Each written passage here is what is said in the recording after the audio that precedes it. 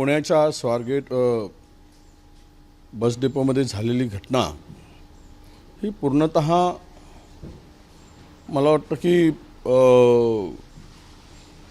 याची जबाबदारीच मुळात त्या विभागाने आणि सरकारने स्वीकारली पाहिजे। कारण जबाबदारी म्हणजे एकूणच जी घटना घडली त्यावेळेस तिथे असलेली यंत्रणा काय करत होती, ज्या पद्धतीनं तिथे चौकशी केल्यानंतर तिकडे जे काही साहित्य मिळालं म्हणजेच 4 बस हे केवळ शोषण करायसाठी तिकडे महिलांच्या शोषणासाठी या बसेसचा वापर होत होता का असा प्रश्न मोठा निर्माण होतो। 20-20 सिक्युरिटी गार्ड असताना तिकडे एका मुलीवर बलात्कार होतो आणि शासन मात्र आम्ही कारवाई करू म्हणून केवळ ते थापा मारत असतो। खरं तर राज्यामध्ये गृह खात्याची आता रोजच इब्रत चाललेली आहे, वेशीवर टांगल्यासारखी परिस्थिती आहे। या सगळ्या घटना महाराष्ट्रामध्ये कायदा सुव्यवस्था नसल्यासारखी परिस्थिती झाली आहे। आम्ही मनामध्ये शक्ती कायद्याच्या संदर्भामध्ये मसुदा तयार केला होता। हे आता या सरकारने आमचं सरकार गेलं, सगळी तयारी झाली होती आणि त्यानंतर या सरकारने शक्ती कायद्यामध्ये लागू करून त्या पद्धतीनं कडक उपाययोजना करण्याची गरज होती, त्याची भीती निर्माण करण्याची गरज होती या कायद्याची, पण तसं कुठेही या राज्याकडून झालेलं दिसत नाही। यांना यामध्ये महिलांच्या सुरक्षिततेची अजिबात चिंता नाही। सत्तेमध्ये मशगूल झालेलं हे सरकार आहे, सत्ता आणि संपत्ती यामध्येच या सरकारचं आत्ता पूर्णतः लक्ष आहे।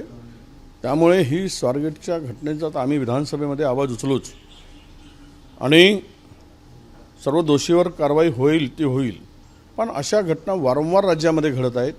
यासाठी सरकार काही गंभीर आहे की नाही हा खरा प्रश्न येतो।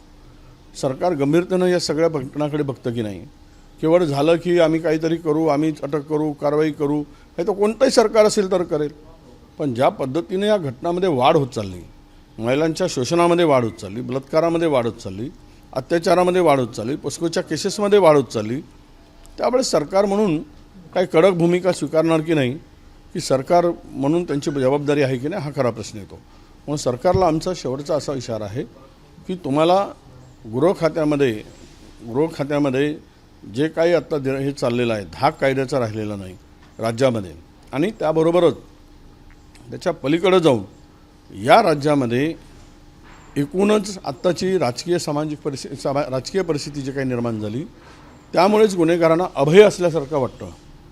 मग त्या अनेक घटना आहे, एकीकडे मी एखादी शब्द एकेरी भाषेत उल्लेख केला म्हणून आपल्याकडे एकीकडे माझ्या याला काही भाजपच्या लोकांनी ते आंदोलन केलं आणि दुसरीकडे मात्र तो सोलापूरकर, तो कोरटकर, तो छिंदम याचा साधा निषेधाचा फलकही यांच्या हातात दिसला नाही।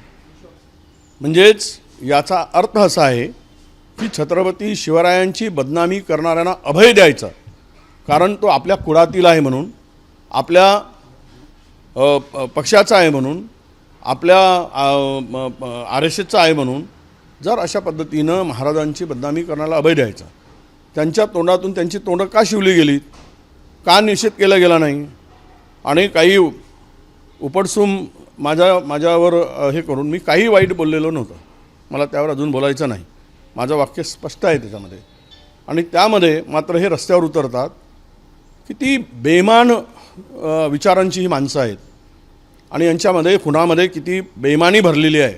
मग तो शिवाजी महाराजांच्या मृत्यूपासून तर संभाजी महाराजांच्या मृत्यूपर्यंतचा इतिहास पाहिला तर हे जी बेईमानी आहे, ही बेईमानी महाराजांना सातत्यानं अपमान करणारी जी काही विचार आहे तो विचार या राज्यामध्ये पुसण्याचं काम देवेंद्र फडणवीस करतील का हा त्यांना आमचा प्रश्न आहे। पोलिसांना अजूनही 72 तास झाले आहेत, पोलिसांना सापडण्यात त्याच्यावर 1 लाखाचा इनामही ठेवला आहे, यासोबतच तो राजकीय पक्षांशी निगडीत असल्याचं बोललं जात आहे। काय असं आहे, तुम्हाला माहीत आहे की अंबरनाथच्या घटनेमध्ये संस्था चालकांच्यावर अजूनही कारवाई झाली नाही आणि आरोपीचा एन्काउंटर करून शिंदे नावाच्या मारल्या गेला। इथे प्रत्येक ठिकाणी राजकीय सत्ताधाऱ्यांशी हितसंबंध असलेला माणूस त्याला अभय देण्याचं काम राज्यामध्ये बिनधास्तपणे सुरू आहे। आणि त्यामुळं ह्याही आरोपीला उद्या जर अभय मिळालं तर वावगं नाही. कारण आपण पाहिलं आहे की बीडच्या घटनेमध्ये 2 खून होऊ नये. मुंडेंचा खून झाला आणि त्या मसाजोगमध्ये देशमुखांचा खून झाला. आरोपी कोण आहे, काय, कोणावर खुनाचे गुन्हे दाखल झाले, प्याद्यांना पुढे केलेलं आहे. मेन आरोपी त्यातून बाहेर आहे. मेन आरोपीवर अद्यापही खरं म्हणजे तो मंत्रालयात बसून, कॅबिनमध्ये बसून तो आनंद घेतो आहे. आणि अशा पद्धतीनं जर राज्यामध्ये सुव्यवस्था, कायदा हे सगळं विस्कळीत होत असेल तर मला वाटतं की सरकार म्हणून हे अपयशी सरकार आहे असं माझं मत आहे. सर, यासोबतच पुण्यात अजून एक घटना घडली आहे. एका कॅब चालक अश्लील चाळे करत होता, तरीही त्या मुलीने मग गाडीतून उडी मारली बाहेर. म्हणजे ह्या अशा घटना वाढत आहेत. नाही, म्हणून मी सांगितलं आता पुन्हा तर आता इतका मुलींच्या संदर्भात असुरक्षित झाला आहे. दरवर्षी किमान 2 डझन मुली आत्महत्या करतात पुण्यात. अनेक आपण पाहतो, रोज घटना वाचतो. पुन्हा सगळ्याधिक शिक्षणाचं माहेरघर, सांस्कृतिक नगरी वगैरे वगैरे, आपण हे आता विश्लेषणाला लावून उपयोग नाही. या सगळ्यामध्ये राज्यामध्येच जो शक्ती कायदा आहे त्या कायद्याची अंमलबजावणी, कडक अंमलबजावणी त्वरित व्हावी आणि कायद्याचा धाक दिसावा ही सरकारकडून अपेक्षा आहे. ते दिसत नाही. कारण आत्तापर्यंतचा सगळा रेकॉर्ड काढला तर यामध्ये अनेक सत्ताधाऱ्यांच्या जवळची लोक या अत्याचारामध्ये आम्हाला दिसत आहेत. त्याची माहिती मांडणी विधानसभेमध्ये आम्ही करू, कोणाशी कोण संबंधित आहे. आता झालेल्या घटना, ज्या काही राज्यामध्ये दर महिन्याला किमान 60 घटना होतात, तर त्या 60 घटनामध्ये मॅक्झिमम लोक ही कुणाच्या जवळची आहेत हे सगळं दिसते आहे. त्याची मांडणी आम्ही करू, विधानसभेमध्ये अधिवेशनात मांडू. प्रश्न असा आहे की पुण्यासारख्या एका शैक्षणिक नगरीमध्ये मुली सुरक्षित नाही, तर मग पोलीस काय करत आहे? इथला पोलीस कमिशनर घेऊन गेला आहे, तो काय करतो आहे? चॉकलेट खात बसला आहे का तिथे पुण्यात? त्याला चॉकलेट खायसाठी पाठवलं आहे का इथल्या पोलीस अधीक्षकांना, पोलीस कमिशनरला, की हप्ते वसुलीसाठी पाठवलं आहे? त्याचा धाक तरी राहिला काय तिकडे? पुण्यात या घटना ज्या पद्धतीनं वाढत आहेत, त्यामुळे मला वाटतं इकडचा वसुली अधिकारी पुण्यात नेऊन बसवला आणि वसुली सुरू झाली, त्यामुळे स्त्रियावर अत्याचार होत आहेत असा माझा आरोप आहे.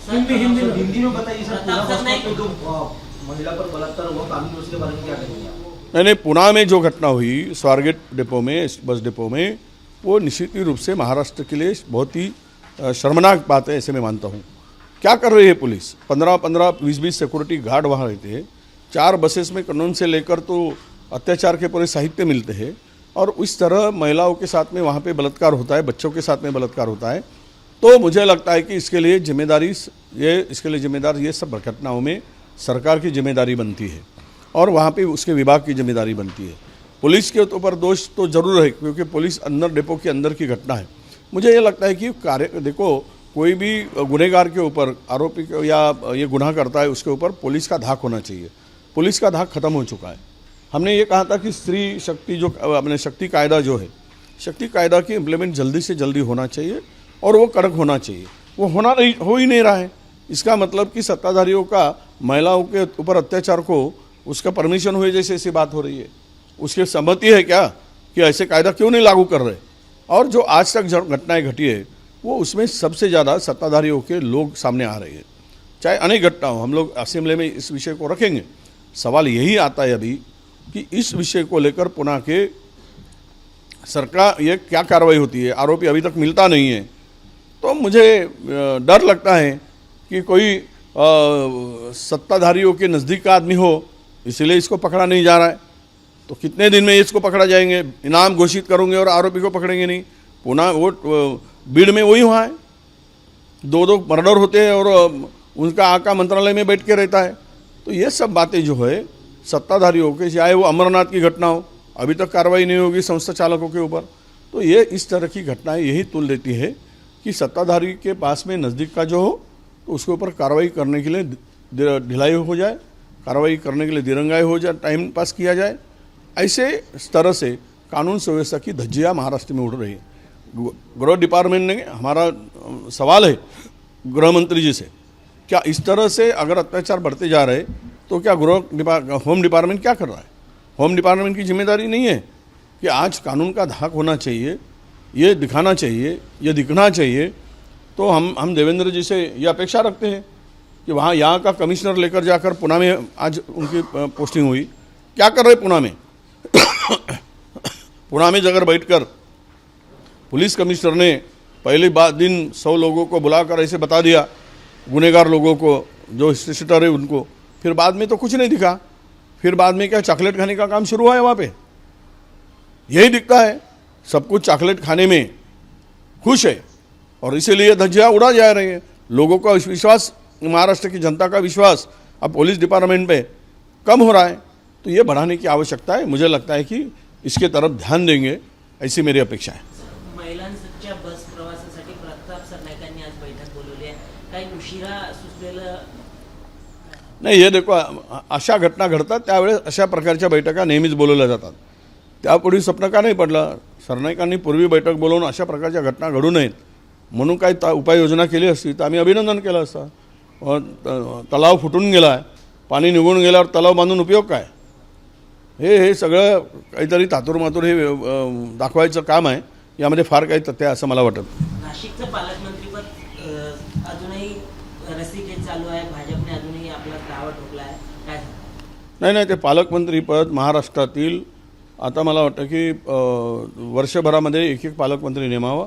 यावेळेस पहिला भाजपचा, दुसरा राष्ट्रवादी, रोटेशन पद्धत करावी आणि महाराष्ट्रामध्ये खो खो नावाचा खेळ येतो, तर तो खो खो खेळ महाराष्ट्रामध्ये या सगळ्यांनी शिकावा। एकाला उठवत जावं आणि दुसऱ्यांनी बसवत जावं। एबीपी माझा, उघडा डोळे बघा नीट।